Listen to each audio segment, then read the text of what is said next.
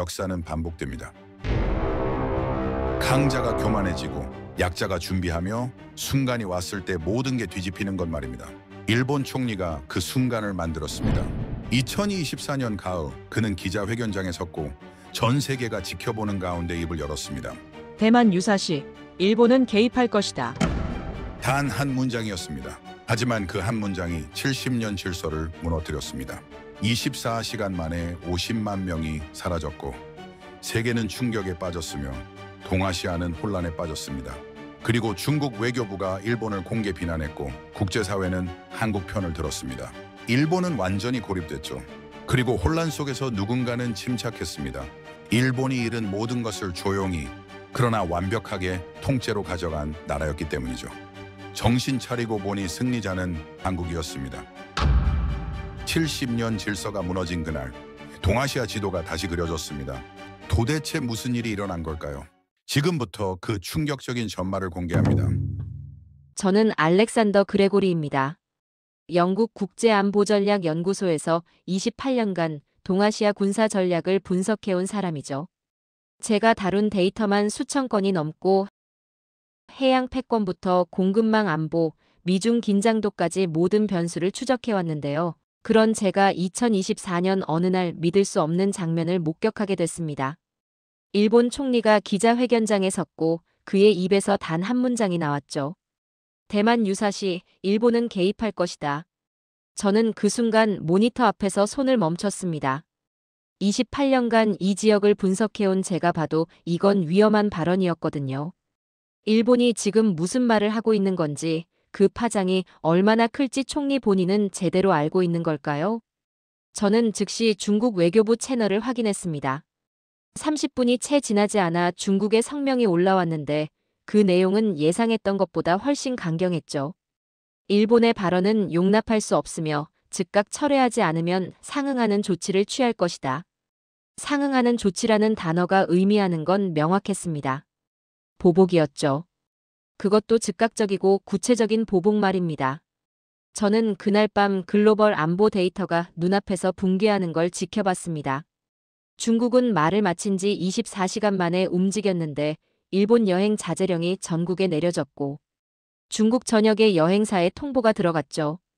일본행 항공권은 전액 취소, 예약된 숙박은 일괄 해지였습니다. 그 숫자가 얼마였는지 아십니까? 50만 건이었습니다. 하루 만에 사라진 예약이 50만 건이었다는 겁니다.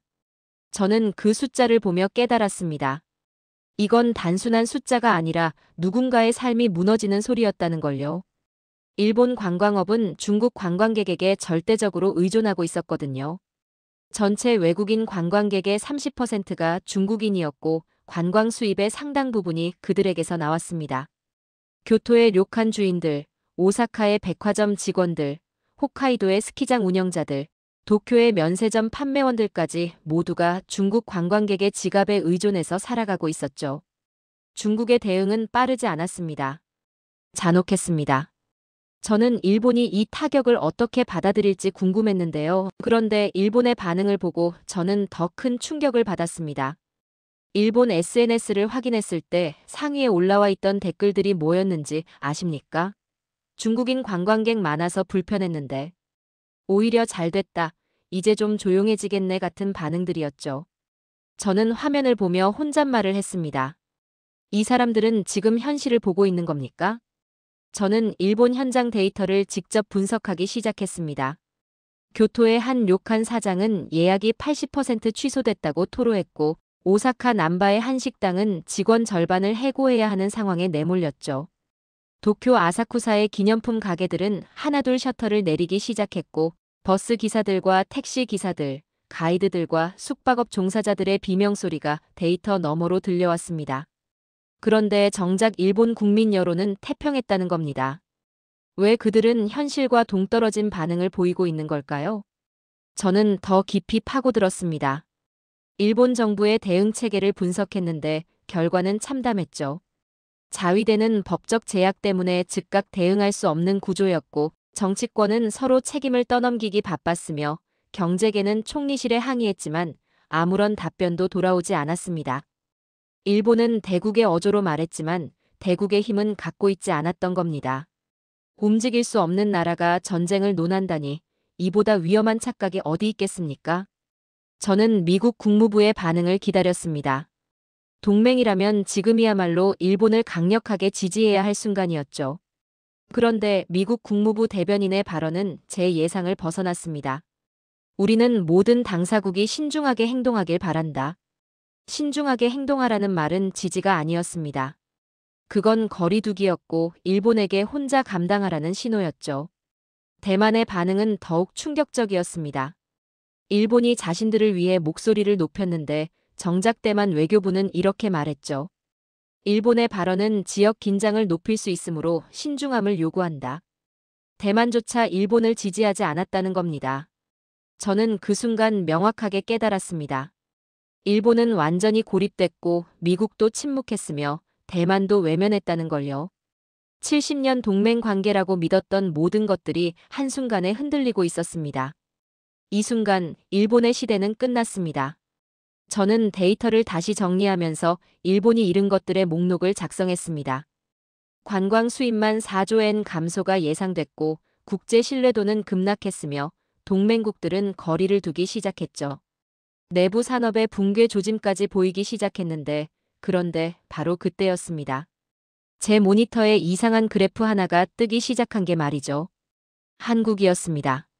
중국 여행 플랫폼의 검색어 순위가 바뀌고 있었는데 1위가 일본에서 한국으로 바뀌었고 항공권 예약 급증 국가 1위도 한국, 중국인 관광객 증가율 1위도 한국이었습니다. 저는 처음엔 이게 단순한 반사 이익이라고 생각했죠.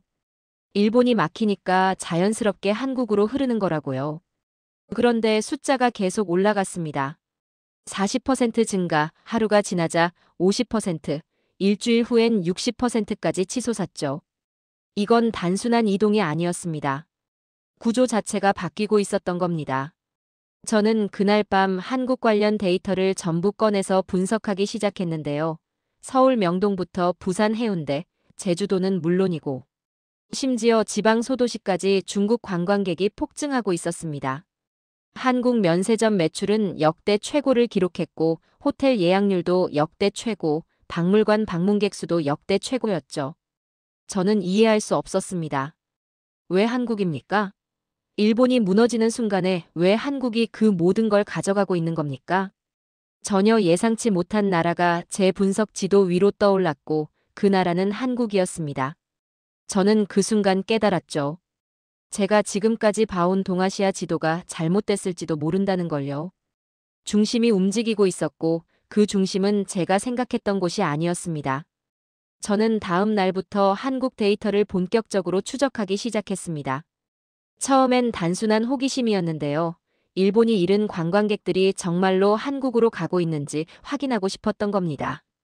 그런데 제가 발견한 건 단순한 이동이 아니었습니다. 완전히 새로운 흐름이 만들어지고 있었죠. 중국 여행 플랫폼 최대 업체인 시트립의 데이터를 분석했는데 한국행 항공권 예약이 40% 급증했습니다. 서울행 직항편은 매진 사태가 이어졌고 부산과 제주도행 티켓도 구하기 어려워졌죠. 더 놀라운 건 이 흐름이 일시적 현상이 아니라는 점이었습니다. 일주일이 지나도 한 달이 지나도 예약률은 계속 상승했거든요. 저는 화면을 보며 중얼거렸습니다. 한국이라고요? 설마 이 정도일 줄은 몰랐는데요. 저는 더 깊이 파고들었습니다.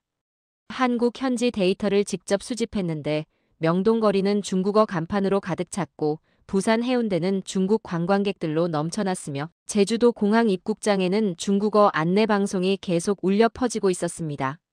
한국 백화점 매출은 전년 대비 60% 증가했고 면세점들은 직원을 추가 채용해야 할 정도였죠. 이건 이상했습니다. 단순히 일본 대신 한국을 선택한 게 아니라 한국이라는 나라 자체에 끌리고 있었던 겁니다. 그런데 더 중요한 건 그 다음이었습니다. 중국으로 돌아간 관광객들이 한국 드라마를 보기 시작했고 한국 음식을 주문하기 시작했으며 한국 패션을 따라 하기 시작했다는 겁니다. 2차 파도였죠. 관광이 끝나도 소비는 계속됐고 한국이라는 브랜드가 중국 젊은 층 사이에서 빠르게 확산되고 있었습니다. 저는 그래프를 보며 확신했습니다. 이건 패턴입니다. 명확한 흐름이에요. 그 즈음 일본에서 흥미로운 방송이 하나 나왔습니다. 일본의 한 시사 프로그램에서 패널이 이런 말을 했죠. 중국이 일본 여행을 막았다면 우리도 한국을 제재해야 하는 것 아닙니까? 한국이 우리 자리를 빼앗아가고 있지 않습니까? 저는 그 장면을 보며 어이가 없었습니다. 지금 일본이 가장 건드리면 안 되는 국가가 바로 한국인데 저들은 그 사실조차 모르고 있었던 겁니다. 왜냐고요? 제가 분석한 미국 국무부 문서를 보면 답이 나옵니다. 미국은 이미 동아시아 전략 축을 재편하고 있었거든요. 일본 중심에서 한국 중심으로 말입니다. 한국의 지리적 위치는 중국을 견제하는 데 훨씬 유리했고 한국 해군의 실전 능력은 일본 자위대보다 월등했으며 무엇보다 한국은 움직일 수 있는 나라였습니다. 법적 제약도 없고 정치적 결단력도 있었죠. 미국이 먼저 찾는 나라는 이제 일본이 아니라 한국이었습니다. 저는 또 다른 데이터를 발견했습니다. 일본 관광업 회복의 유일한 변수가 한국인 관광객이라는 사실이었죠. 중국인이 사라진 자리를 메울 수 있는 건 한국인밖에 없었고 실제로 일본행 항공 노선 회복률 1위가 한국발 노선이었습니다. 일본은 스스로 깨닫지 못하고 있었습니다. 자신들의 마지막 안전 그물이 한국이라는 사실을요. 한국을 내치는 순간 일본 경제는 더 깊은 수렁으로 빠져들 수밖에 없었던 겁니다. 저는 그날 밤 새로운 지도를 그렸습니다. 한국을 중심에 놓고 중국과 미국과 일본의 위치를 다시 배치했죠. 그러자 모든 게 명확해졌습니다. 일본이 잃는 순간마다 한국이 채워 넣고 있었고 이건 우연이 아니라 구조적 이동이었습니다. 한국은 조용히 그러나 치밀하게 일본의 빈자리를 가져가고 있었던 겁니다. 저는 한국 데이터를 분석하면서 놀라운 사실을 하나 더 발견했습니다. 일본이 잃은 관광 수입이 정확히 어디로 흘러갔는지 추적했는데요. 그 종착지가 모두 한국이었다는 겁니다. 중국 관광객들이 일본 대신 선택한 나라, 그들이 지갑을 연 곳, 그들이 추억을 쌓은 장소가 전부 한국이었죠.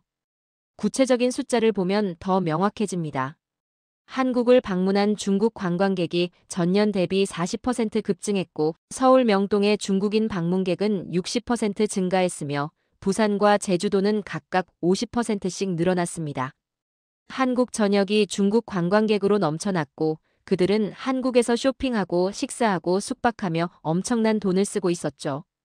일본이 하루 만에 잃어버린 50만 명의 예약, 그 사람들이 모두 한국으로 향했던 겁니다. 더 흥미로운 건 이 현상이 일회성으로 끝나지 않았다는 점입니다. 한국을 다녀간 중국 관광객들이 본국으로 돌아간 뒤에도 한국 소비는 계속됐거든요.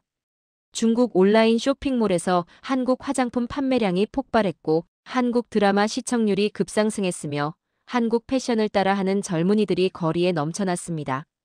이건 단순한 관광 호황이 아니었습니다. 한국이라는 브랜드 자체가 중국 시장에서 새로운 기준이 되고 있었던 겁니다. 저는 이 데이터를 보며 깨달았습니다. 일본의 약점과 한국의 강점이 정확히 겹쳐 있다는 걸요.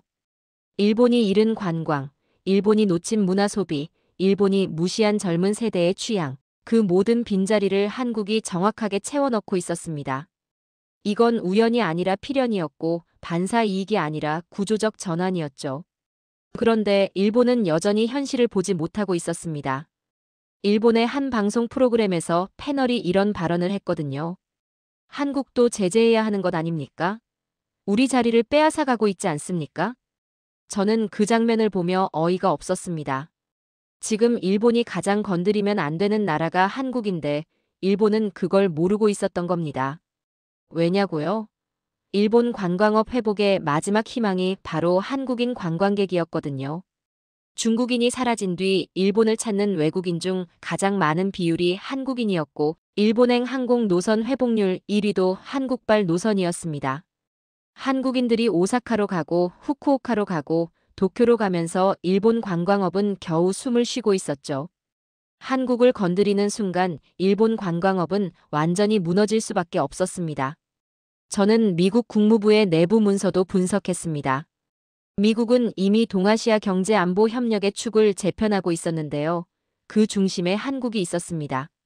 한국의 반도체, 한국의 배터리, 한국의 조선 기술, 이 모든 게 미국이 중국을 견제하는데 필수적인 요소들이었죠.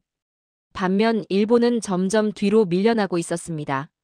미국이 먼저 전화를 거는 나라, 미국이 먼저 찾는 파트너가 이제 일본이 아니라 한국이었던 겁니다. 저는 그날 밤 새로운 그래프를 그렸습니다.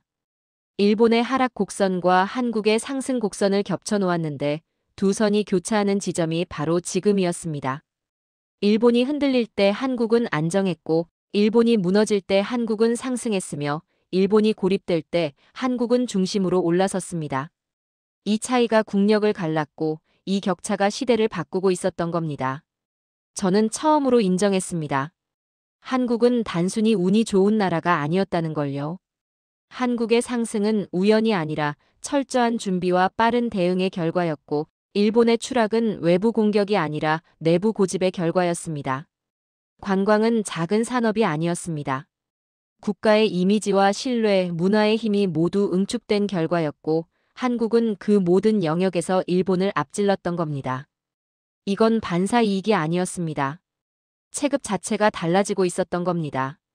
저는 한국의 상승 곡선을 추적하면서 자연스럽게 일본의 내부 상황을 다시 들여다보게 됐습니다.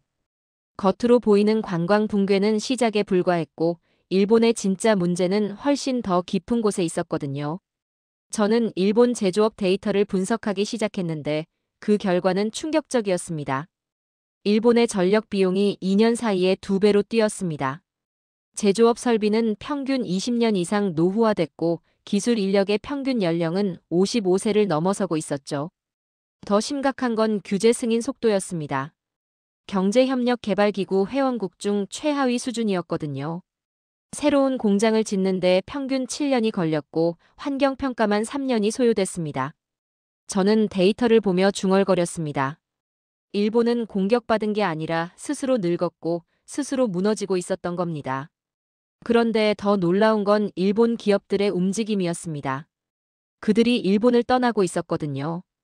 도쿄오카 공업이 한국 평택에 감광핵 공장을 세웠고 이비덴이 포항에 대규모 투자를 결정했으며 도쿄일렉트론이 한국기술센터를 확장했습니다. 이데미츠는 한국의 첫 해외 연구개발센터를 설립했죠. 일본 기업들이 스스로 한국을 선택하고 있었던 겁니다. 이유는 단 하나였습니다.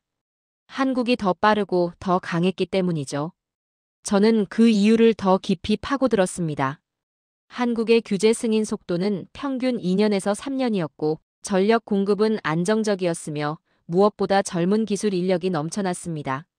한국 정부는 기업이 투자하겠다고 하면 모든 부처가 협력해서 길을 열어줬지만 일본 정부는 각 부처가 서로 책임을 떠넘기며 시간만 끌고 있었죠. 기업들은 감정이 아니라 생존으로 움직입니다. 그리고 생존은 일본이 아니라 한국에 있었던 겁니다. 그러다 저는 결정적인 사건 하나를 떠올렸습니다. 2019년 일본의 무역 규제 말입니다. 일본이 한국을 압박하려고 반도체 핵심 소재 수출을 막았던 사건이죠. 당시 일본은 자신들이 독점하고 있던 포토레지스트, 불화수소, 불화폴리이미드를 무기로 한국을 굴복시킬 수 있다고 믿었습니다. 그런데 결과는 어땠습니까? 한국은 3년 만에 이 세 가지 소재를 모두 국산화하는 데 성공했고 일본의 독점 시장은 완전히 붕괴됐습니다. 저는 그 데이터를 보며 깨달았습니다. 일본이 한국을 압박하려다가 일본이 가진 무기를 스스로 부쉈다는 걸요. 한국은 위기를 기회로 바꿨고 일본은 우위를 오만으로 날려버렸던 겁니다. 한국 기업들은 절박했고 그 절박함이 기술 자립으로 이어졌지만 일본 기업들은 안주했고 그 안주가 시장 상실로 이어졌죠. 그리고 2024년 일본 총리의 대만 발언 이후 상황은 더욱 악화됐습니다. 글로벌 투자 기관들이 일본을 고위험 지역으로 재분류하기 시작했거든요. 일본이 대만 유사시 개입 의사를 밝힌 순간 일본은 분쟁 잠재 지역이 됐고 기업들은 일본 투자를 재검토하기 시작했습니다. 반면 그들이 새롭게 주목한 곳은 한국이었죠. 안정적이고 빠르고 기술력도 갖춘 나라 말입니다.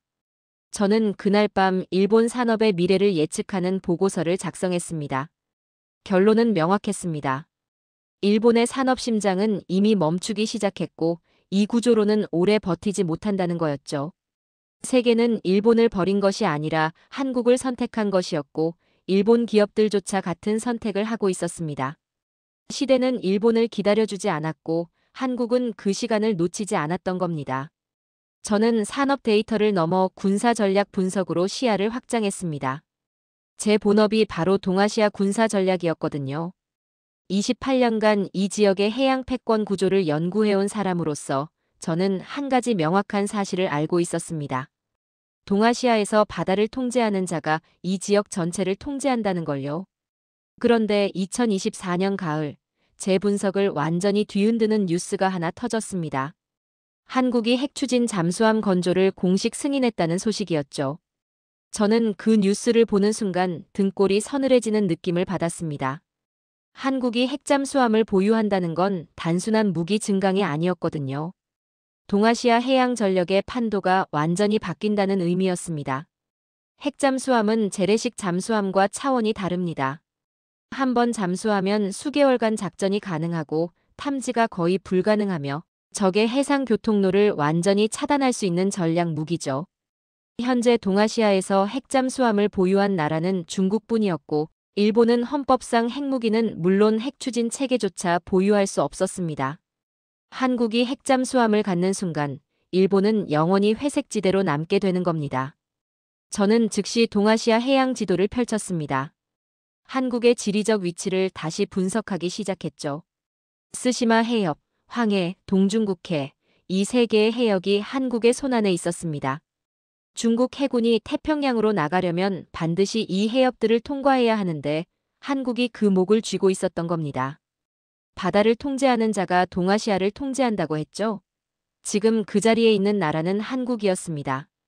저는 미국 국방부의 최근 보고서도 분석했습니다.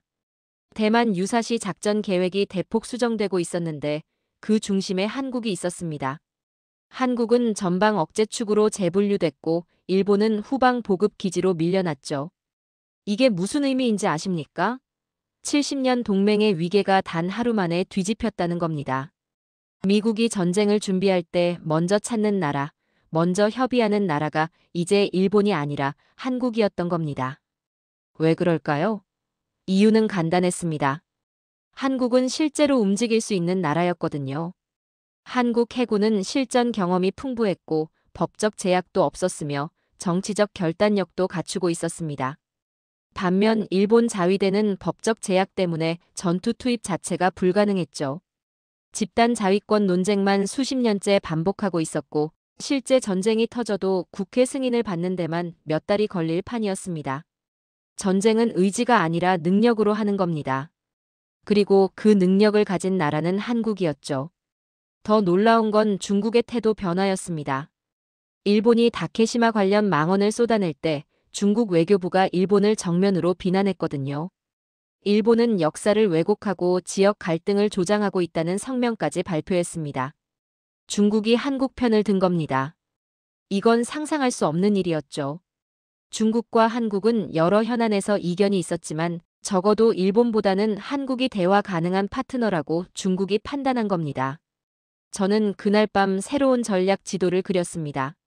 한국을 중심에 놓고 미국과 중국과 일본의 위치를 재배치했죠. 그러자 모든 게 명확해졌습니다. 한국은 미국의 최우선 군사 파트너였고 중국과도 최소한의 대화 채널을 유지하고 있었으며 일본만 완전히 고립되어 있었습니다. 중국조차 일본을 버렸고 이제 일본은 판 위에서 사라진 조각이었던 겁니다. 일본이 빠진 바다에는 한국의 깃발이 꽂혀 있었습니다. 지도는 변했고 일본은 그 변화를 따라잡지 못했습니다. 한국이 동아시아 해양의 중심이 되는 순간이었죠. 저는 한국의 군사력 분석을 마치고 나서 이제 한국이라는 나라 전체를 종합적으로 평가해야 할 시점이라고 판단했습니다. 지금까지 저는 관광, 산업, 군사라는 개별 영역을 따로따로 분석해왔는데요. 이 모든 데이터를 하나로 모았을 때 나타나는 그림이 무엇인지 확인하고 싶었던 겁니다. 그리고 그 결과는 제 예상을 완전히 뛰어넘는 것이었습니다. 한국은 세계에서 몇 안 되는 제조 풀세트 국가였습니다. 반도체부터 시작해볼까요? 삼성전자와 SK하이닉스가 글로벌 메모리 반도체 시장의 70%를 장악하고 있었고 차세대 AI 반도체용 고대 역폭 메모리는 거의 독점 수준이었죠. 배터리는 어떻습니까?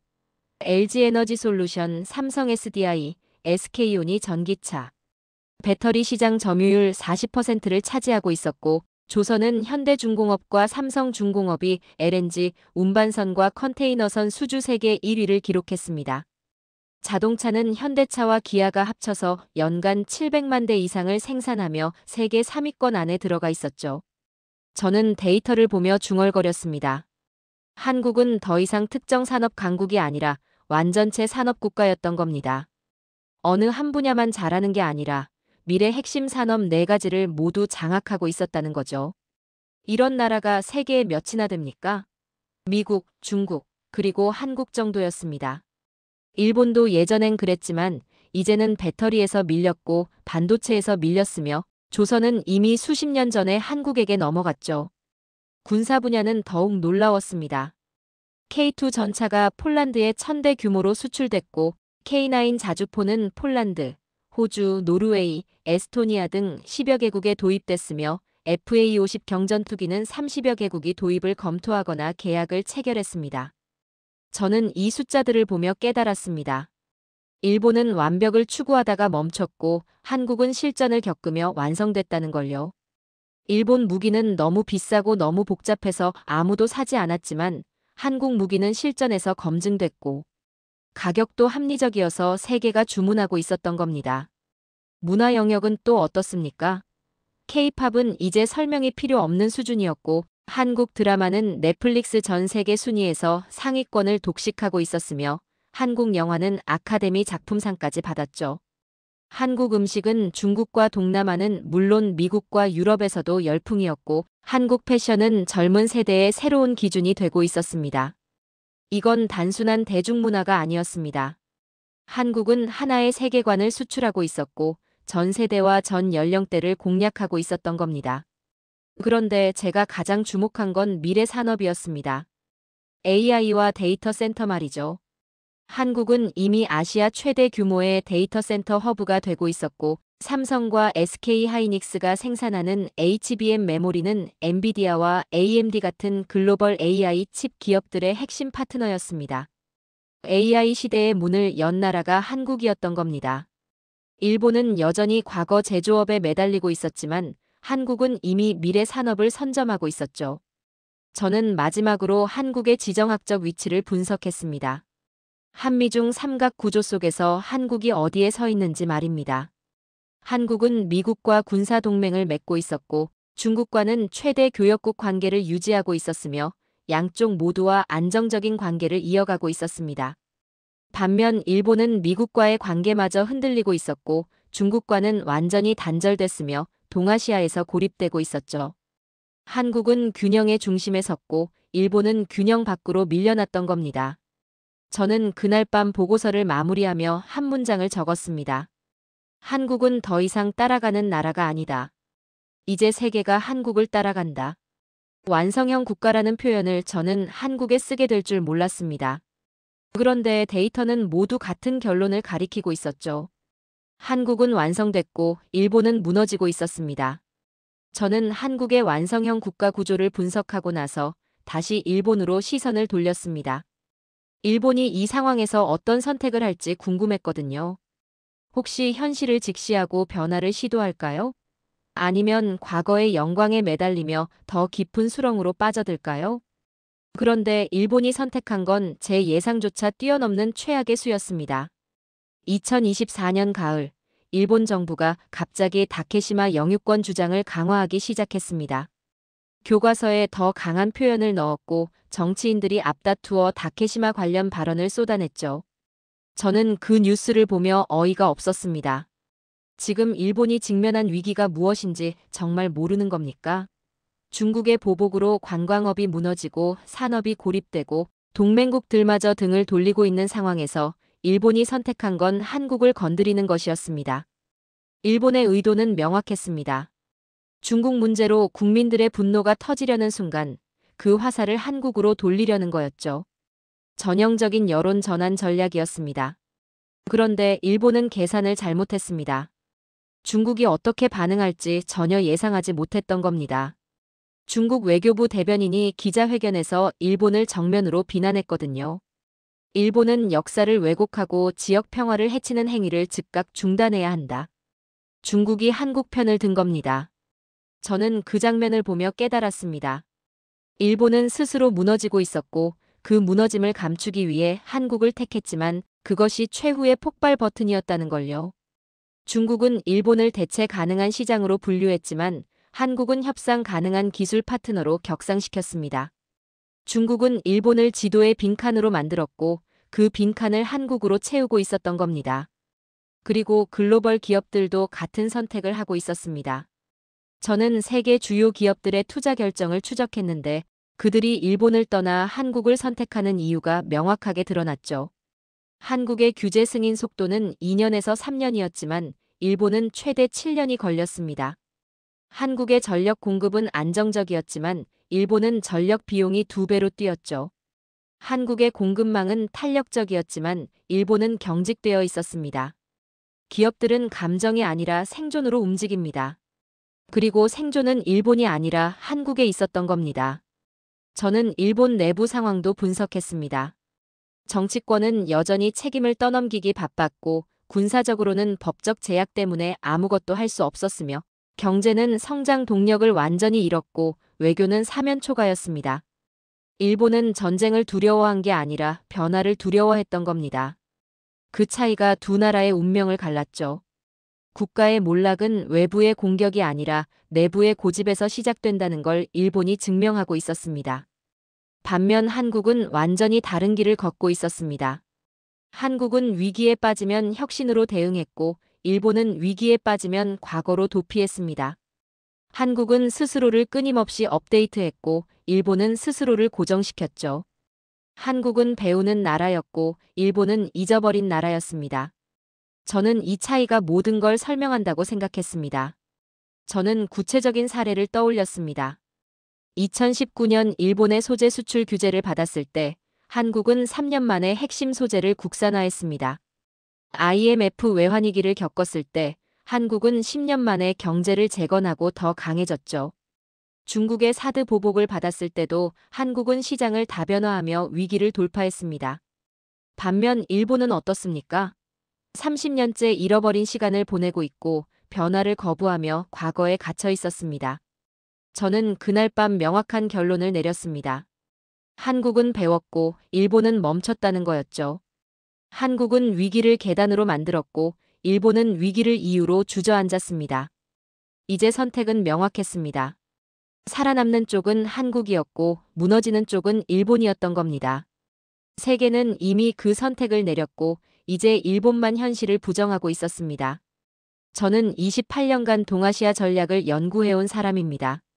누구보다 일본의 잠재력을 믿었고 누구보다 일본의 위험성을 경계했던 사람이죠. 그런 제가 이제 한 가지 결론을 내려야 할 시점에 도달했습니다.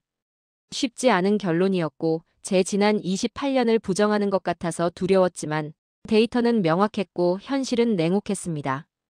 우리는 이미 뒤처졌습니다. 일본만이 아닙니다. 저를 포함한 서구의 전략가들 모두가 뒤처졌던 겁니다.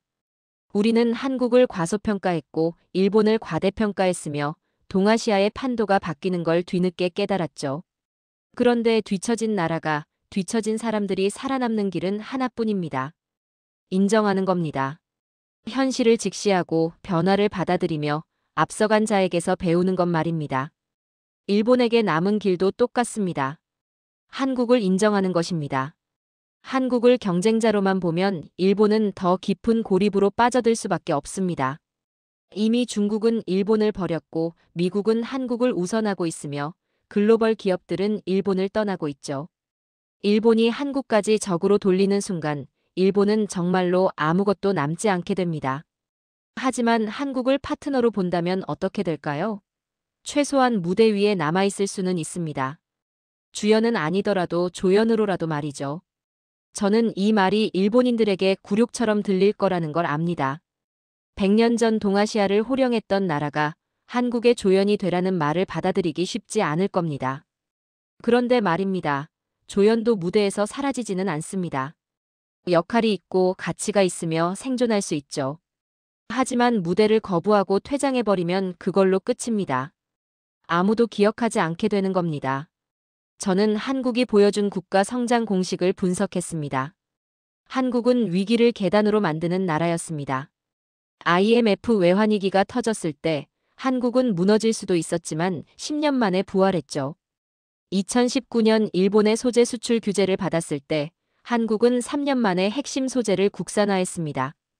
중국의 사드 보복이 왔을 때 한국은 시장을 다변화하며 더 강해졌고요.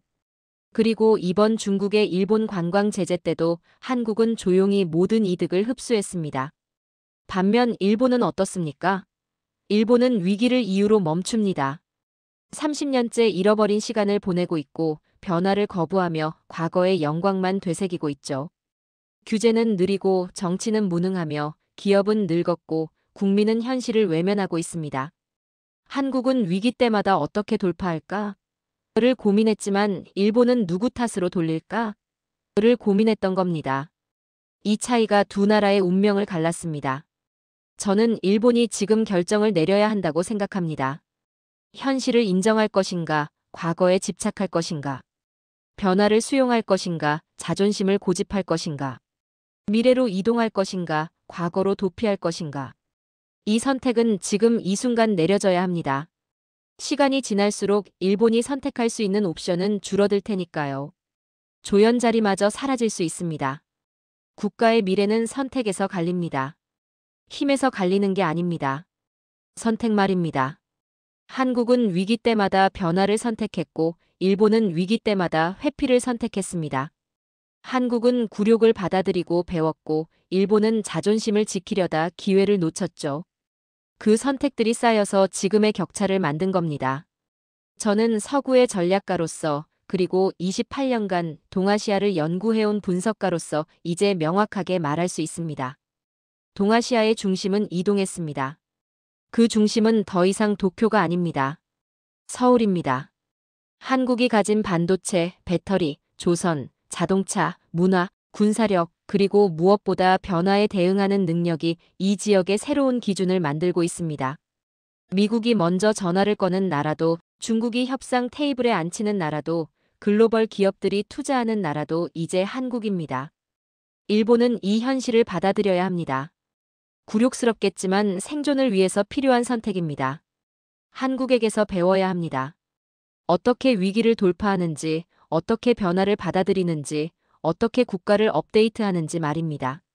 한국은 배웠고 그래서 성장했습니다. 일본도 이제 배워야 합니다. 그것이 일본이 다시 일어설 수 있는 유일한 길입니다. 저는 이 보고서를 마무리하며 마지막 문장을 적습니다. 미래는 힘이 있는 나라가 아니라 배울 줄 아는 나라에게 갑니다. 한국은 배웠고 일본은 멈췄습니다. 그것이 모든 차이였습니다. 나는 이제 대답할 수 있습니다. 동아시아의 중심은 한국입니다. 그리고 이건 제 의견이 아닙니다. 데이터가 현실이 세계가 내린 결론입니다.